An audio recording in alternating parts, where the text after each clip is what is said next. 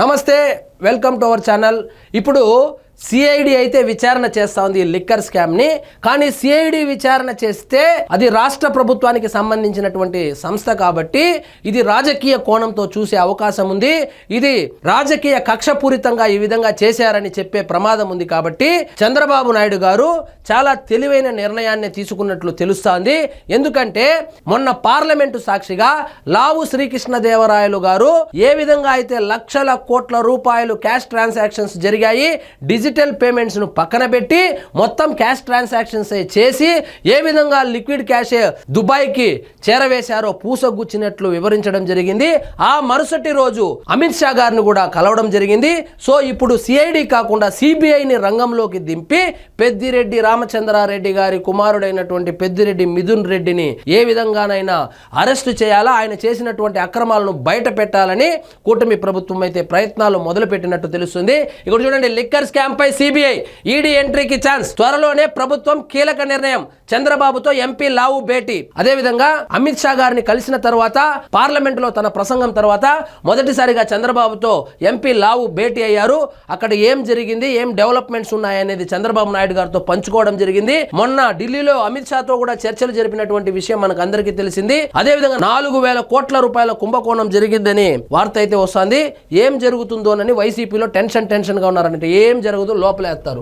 Liquor scam పై ప్రభుత్వం కీలక నిర్ణయం తీసుకోనుందా? వైసీపీ హయాంలో లిక్కర్ పేరుతో 1,000 కోట్ల దందా జరిగిందని ప్రభుత్వ పెద్దలు బలంగా విశ్వసిస్తున్నారా? సిఐడి ఆల్రెడీ విచారణ చేసి వాసుదేవరెడ్డి దగ్గర స్టేట్మెంట్ కూడా రికార్డ్ చేశారు.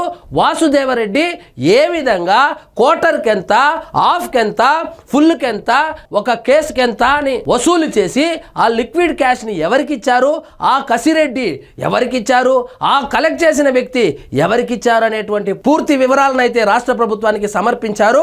ఇదంతా పగడ్బందీగా ప్లాన్ చేసుకొని ఇది మనం సిఐడి ద్వారా వెళ్తే ఇది పొలిటికల్ వెండేటా అని చెబుతారని ఏకంగా సిబిఐనే రంగంలోకి దించే యోచనలో ఉన్నట్లు తెలుస్తోంది.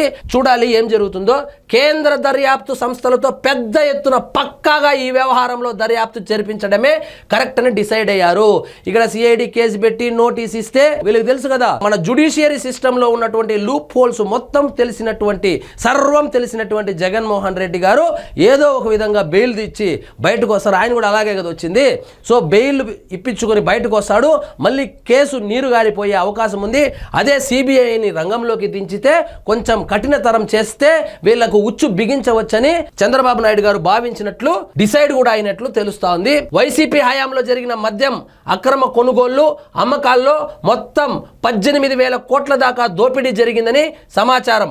4,000 కోట్ల దాకా నల్లధనం విదేశాలకు అక్రమంగా తరలి వెళ్ళిందన్న ఆరోపణలు కూడా ఉన్నాయి. మొత్తం 18,000 కోట్ల రూపాయల స్కామ్ జరిగితే 4,000 కోట్ల రూపాయలు బ్లాక్ మనీ దేశం బార్డర్ కూడా దాటించేశారనే ఆరోపణలు ఉన్నాయి.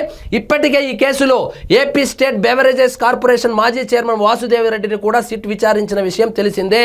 అయితే తాజాగా లిక్కర్ కుంభకోణం సెగ పార్లమెంటును కూడా తాకింది.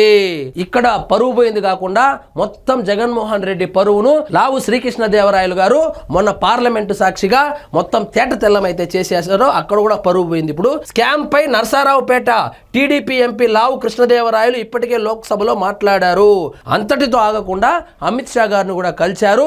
మరి చూడాలి సిబిఐ ఎంటర్ అవుతుందా, కసిరెడ్డి అరెస్ట్ అవుతాడా, అదే విధంగా పెద్దిరెడ్డి మిథున్ రెడ్డికి నోటీసులు ఇస్తారా, అరెస్ట్ చేస్తారా?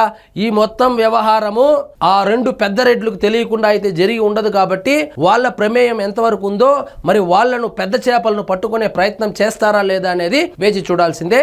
ఇదండి ఈరోజు మన టాపిక్. మీకు ఈ వీడియో నచ్చినట్లయితే లైక్ చేయండి, షేర్ చేయండి. ఛానల్ మాత్రం సబ్స్క్రైబ్ చేసుకోవడం మర్చిపోవద్దు.